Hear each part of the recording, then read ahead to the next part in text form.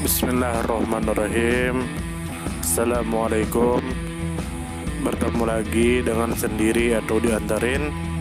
Semoga kita baik-baik saja dan semoga kita masuk surga. Amin. Sekarang masuk ke video. Ali, tentu saja kemungkinan tidak asing di telinga kita terlebih bagi para orang-orang yang pernah mendengarnya.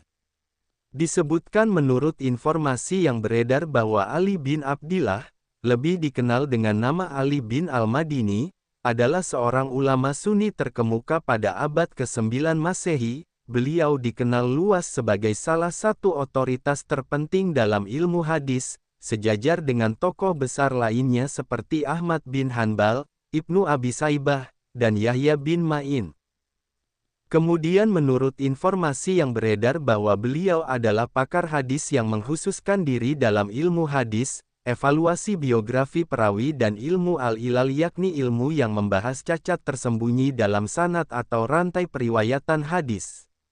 Keahliannya membuatnya menjadi salah satu dari 4 penulis paling berpengaruh dalam disiplin hadis menurut para pakar Muslim klasik.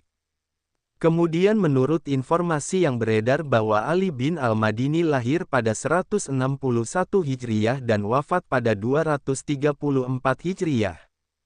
Kemudian menurut informasi yang beredar bahwa beliau hidup dan berkarya di wilayah dunia Islam pada masa kekhalifahan Abbasiyah, yang pada saat itu menjadi pusat ilmu pengetahuan, termasuk ilmu hadis. Kemudian menurut informasi yang beredar bahwa karya dan ilmunya penting karena memberikan landasan metodologis dalam mengkritisi keaslian hadis. Pemahamannya yang mendalam tentang perawi dan sanad membantu menjaga kemurnian sumber ajaran Islam. Kemudian menurut informasi yang beredar bahwa Ali bin Al-Madini menempuh jalan keilmuan dengan berguru kepada ulama-ulama besar pada masanya. Beliau mengkaji, meneliti, dan menulis karya yang memadukan analisis mendalam tentang perawi serta deteksi cacat tersembunyi dalam sanad. Melalui metode ini, beliau mampu menilai kekuatan dan kelemahan suatu hadis secara ilmiah. Ali bin Abdillah Al-Madini adalah figur sentral dalam perkembangan metodologi kritik hadis pada abad ke-9 Masehi. Keilmuannya sangat dihormati bahkan oleh Ahmad bin Hanbal, yang menyebutnya sebagai sosok yang paling paham mengenai kelemahan sanad hadis. Posisinya di antara 4 tokoh besar hadis menunjukkan betapa penting perannya dalam membentuk standar ilmiah dalam penilaian riwayat. Bidang spesialisasinya, al-ilal, adalah cabang ilmu hadis yang rumit dan hanya dikuasai oleh sedikit ulama. Ilmu ini memerlukan pengamatan teliti terhadap riwayat-riwayat yang tampak sahih, namun memiliki cacat tersembunyi yang hanya dapat diketahui melalui perbandingan sanad, matan, dan kredibilitas perawi. Ali bin Al-Madini dikenal memiliki ingatan kuat, hafalan luas, dan kejelian analitis yang luar biasa dalam bidang ini. Selain al-ilal, beliau juga ahli dalam ilmu al-rijal atau biografi perawi hadis. Melalui cabang ilmu ini, beliau mengkaji latar belakang para perawi, termasuk reputasi, integritas, dan kapasitas intelektual mereka. Penilaiannya sering dijadikan rujukan oleh ulama generasi setelahnya, termasuk oleh Imam Bukhari, yang mengakui pengaruh besar Ali bin Al-Madini dalam penyusunan Sahih Al-Bukhari. Konteks sejarah kehidupannya berada di masa kejayaan kekhalifahan Abbasiyah, ketika ilmu hadis mengalami perkembangan pesat sebagai respon terhadap penyebaran riwayat-riwayat yang tidak valid. Perjalanan ilmiahnya membawanya bertemu dengan banyak ulama besar, dan melalui interaksi itulah beliau memperkaya wawasannya. Keahliannya tidak hanya terletak pada hafalan hadis, tetapi juga pada kemampuannya membedah sanad dan matan dengan standar ilmiah yang ketat. Warisan intelektual Ali bin Al-Madini menjadi bagian penting dari tradisi keilmuan Islam. Metodenya dalam meneliti hadis menginspirasi generasi setelahnya untuk mengedepankan ketelitian dan objektivitas. Walaupun beberapa karyanya tidak bertahan hingga kini, reputasinya tetap terjaga melalui kutipan para ulama besar yang mengabadikan pendapat dan metodenya dalam karya-karya mereka. Sumber referensi Google Chrome dan ChatGPT.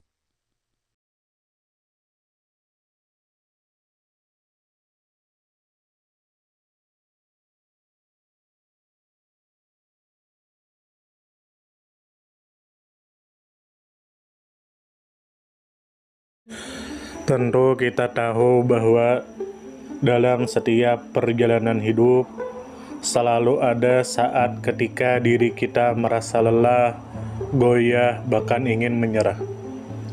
Namun di balik setiap perintangan tersembunyi peluang untuk tumbuh dan menguatkan diri kita.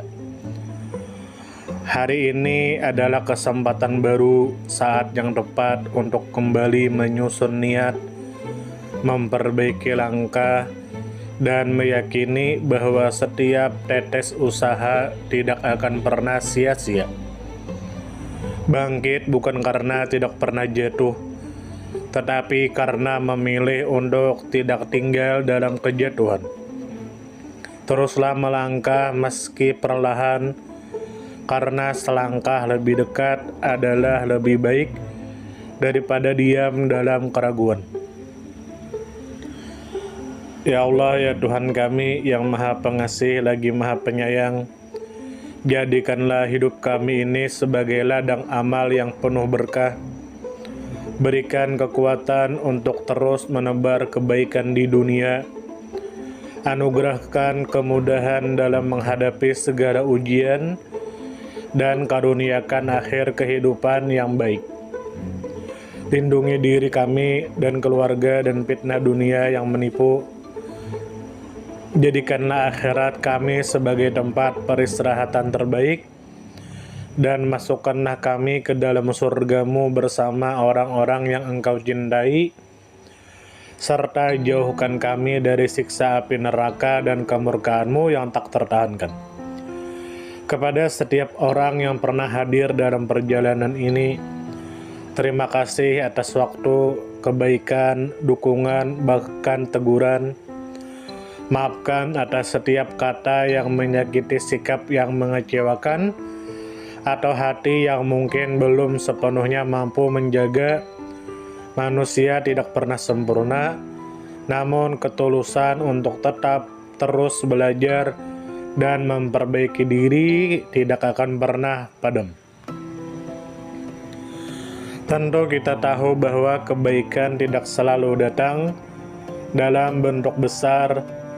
Terkadang senyum kecil yang tulus, tangan yang ringan membantu, atau telinga yang mau mendengarkan sudah cukup untuk mengubah hari seseorang menjadi lebih bermakna.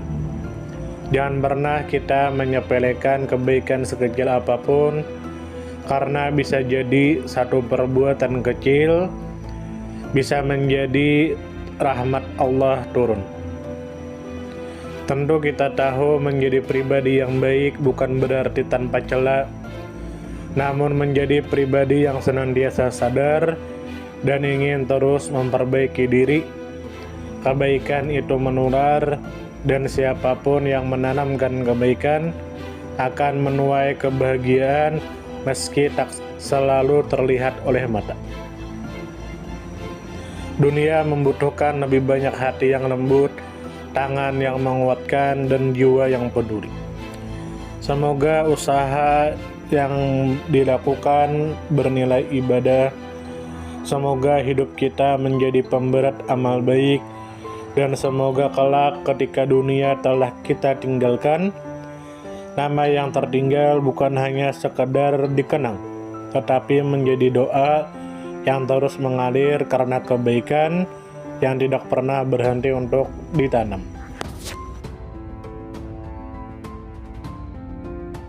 Terima kasih banyak.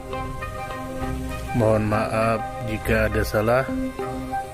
Silahkan jika suka ditekan tombol like, silahkan share, dan jika ingin memberikan saran dan komentar, silahkan komen. Semoga kita baik-baik saja, semoga kita masuk surga. Wassalamualaikum warahmatullahi wabarakatuh.